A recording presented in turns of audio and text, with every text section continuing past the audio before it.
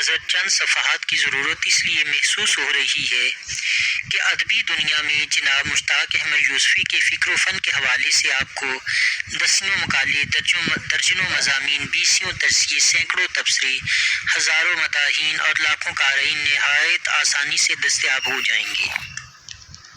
لیکن اس علمی اور ادبی کائنات میں ان کے مصدقہ حالات زندگی کا بے حد فقدان ہے۔ اس کی ایک بڑی وجہ خود یوسفی صاحب کی گوشہ نشینی، کم آمیزی اور تحریر کو مصنف سے الگ رکھ کر جانچنے، پرکھنے اور حظ اٹھانے کا جذبہ بھی ہے۔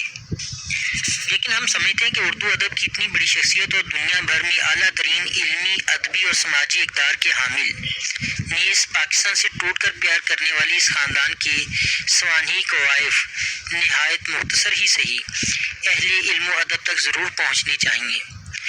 1948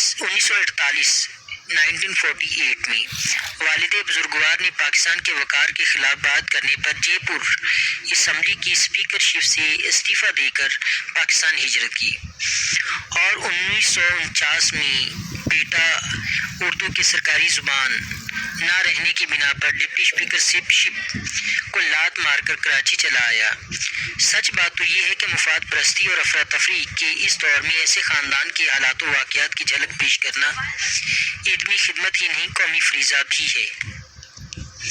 آباء و اجداد: جناب مشتاق احمد یوسفی کے ددیال یوسف زئی پٹھان اور ننیال راٹھور راجپوت تھے۔ دادا کا نام ملنگ خان تھا، جو انٹرمیڈیٹ تک تعلیم حاصل کر کے پوسٹ ماسٹر بھرتی ہو گئے تھے۔ ناگپور، آگرہ، اجمیر شریف، جے پور وغیرہ میں ان کی تعیناتی رہی۔ یوسفی صاحب کی دادی نور بی بی الور کی رہنے والی تھیں۔ ان کے نانا کا نام احمد بخش تھا، جو اجمیر شریف کے مسلمان راٹھور طبقے میں باوقار لوگوں میں شمار ہوتے تھے۔ نانی ایک انتہائی شریف اور سمجھدار خاتون تھیں، جن کا نام یوسفی صاحب کو بھی یاد نہیں۔ والدین: مشتاق احمد یوسفی کے والدین کی شادی 1920 میں انجام پائی۔ ان کے ہاں 4 اولادیں، 2 بیٹے 2 بیٹیاں ہوئی، جن کی ترتیب کچھ یوں ہے: شوکت آرا، مشتاق احمد یوسفی، فردوس جہاں، ادریس احمد خان یوسفی۔ والد جناب عبدالکریم خان یوسفی ایک راسخ العقیدہ مسلمان اور سچے محب وطن تھے۔ انہوں نے 1913 میں راجپوتانہ بورڈ سے انٹرمیڈیٹ اور 1914 میں الہ آباد یونیورسٹی سے BA کیا۔ وہ جے پور میں BA کرنے والے پہلے مقامی مسلمان تھے۔ انہوں نے بحیثیت استاد ٹونک سے ملازمت کا آغاز کیا۔ یہ سلسلہ 1915 سے 1931 تک چلا۔ اس کے بعد پولیٹیکل سیکرٹری، انگریز ریزیڈنٹ اور نواب کے درمیان رابطہ آفیسر کو کہتے ہیں، مقرر ہوئے۔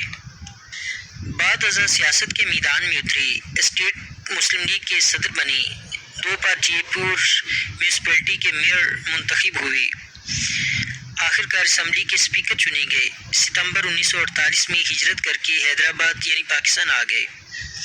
26 جون 1950 کو ٹنڈو آدم کا سفر کیا، وہاں اچانک دل کا دورہ پڑا اور وہیں انتقال کر گئے۔ مشتاق احمد یوسفی کی والدہ مسعود جہاں ایک پڑھی لکھی خاتون اور ناول وغیرہ پڑھنے کی شوقین تھیں۔ کسی ناول کا ایک کردار اتنا پسند آیا کہ اسی کردار کے نام پر اپنے بڑے بیٹے کا نام مشتاق احمد رکھا، جو اردو دنیا میں مشتاق احمد یوسفی کے نام سے ممتاز و مقبول ہوا۔ والدہ دمے کی مریضہ تھیں، اسی مرض کی وجہ سے 1974 میں ان کا انتقال ہوا۔ پیدائش: ٹونک یعنی راجستھان میں جناب عبدالکریم خان یوسفی کے ہاں ایک ستوان سا بچہ پری میچور بیبی پیدا ہوا۔ بعد ازاں جس نے اپنا سارا زور اردو ادب اور بالخصوص اردو مزاح کو میچور کرنے پر صرف کر دیا، اور دنیائے ادب میں مشتاق احمد یوسفی کا نام پایا۔ خاندانی روایت اور یوسفی صاحب کے اپنے ٹیلی فونی بیان: اس سال 2016 ستمبر میں 95 کا ہو جاؤں گا کے مطابق ان کی تاریخ پیدائش 4 ستمبر 1921 قرار پاتی ہے۔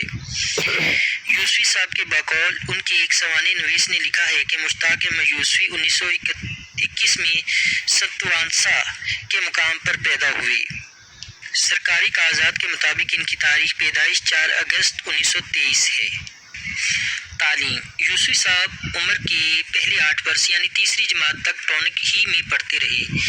1931 میں والد محترم کے پاس جے پور چلے گئے جہاں مہاراجہ ہائی اسکول میں داخل ہوئے اور 1939 میں وہیں سے ڈرائنگ اور حساب کے مضامین کے ساتھ سیکنڈ ڈویژن میں میٹرک کا امتحان پاس کیا۔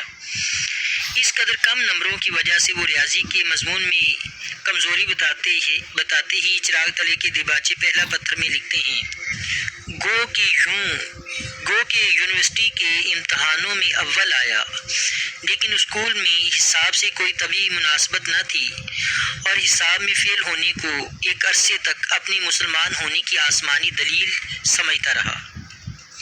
ماخوذ از چراغ تلے۔ 1941 میں مہاراجہ کالج راجپوتانہ بورڈ سے فلسفہ، تاریخ، اردو اور انگلش لٹریچر کے مضامین کے ساتھ فرسٹ کلاس گولڈ میڈل کے ساتھ انٹرمیڈیٹ کا امتحان پاس کیا۔ یہ اعزاز حاصل کرنے والے وہ پہلے مسلمان طالب علم تھے۔ 1943 میں مہاراجہ کالج، آگرہ یونیورسٹی ہی سے فلسفہ، تاریخ اور انگلش لٹریچر کے مضامین کے ساتھ فرسٹ کلاس گولڈ میڈل لیا۔ انگریزی ادب میں ریکارڈ نمبر لینے پر انہیں خصوصی ایوارڈ سے بھی نوازا گیا۔ پھر 1945 میں مسلم یونیورسٹی علی گڑھ سے فلسفہ میں فرسٹ پوزیشن اور گولڈ میڈل حاصل کیے، بلکہ اسی سال اسی یونیورسٹی سے LLB کی ڈگری بھی اول درجے کے ساتھ حاصل کی۔ ملازمت: 1946 میں Indian audit and accounts service ship all India کے امتحان پاس کیا، لیکن کمزور بینائی -7 نمبر کی وجہ سے ملازمت میسر نہ آ سکی۔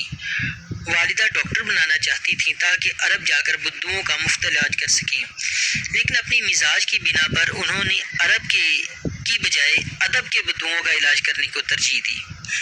1946 ہی میں مقابلے کے امتحان پاس کر کے سول سروس میں آ گئے۔ دسمبر 1949 تک وہ ایڈیشنل ڈپٹی کمشنر سے ہوتے ہوئے ڈپٹی کمشنر کے عہدے تک جا پہنچے کہ 1 جنوری 1950 کو سارے منصب چھوڑ کر پاکستان آنے کا فیصلہ کر لیا۔ چنانچہ ایک بیوی اور ایک بیٹے کے ہمراہ کراچی چلے آئے۔ اس کی سب سے بڑی وجہ وہ جون 1949 میں اردو کا سرکاری زبان برقرار نہ رہنا بتاتے ہیں۔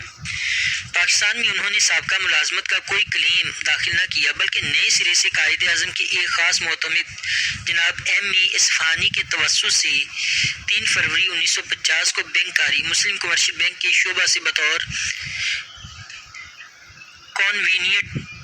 کانوینٹڈ آفیسر ملازمت کا آغاز کیا۔ 4 نومبر 1952 کو انسپیکٹر آف برانچز مقرر ہوئے۔ 3 مارچ 1954 کو مسلم کمرشل بینک کے چیف اکاؤنٹنٹ بنے۔ 23 اپریل 1946 کو مسلم کمرشل بینک کے اسسٹنٹ جنرل مینیجر مقرر ہوئے۔ 1 اپریل 1964 کو مسلم کمرشل بینک کے ڈپٹی جنرل مینیجر کے عہدے پر ترقی ہوئی۔ 1965 سے 31 دسمبر 1973 تک آسٹریلیشیا بینک، الائڈ بینک کا پرانا نام، کے مینیجنگ ڈائریکٹر رہے۔ 1 جنوری 1974 کو جب تمام بینک کو معیار لیے گئے تو مشتاق احمد یوسفی نے اپنی خدمات UBL کے لیے مختص کر دیں۔ وہ 1 جنوری 1974 سے 1976 تک اس کے صدر اور 1978 تک پاکستان بینکنگ کونسل کے چیئرمین رہے۔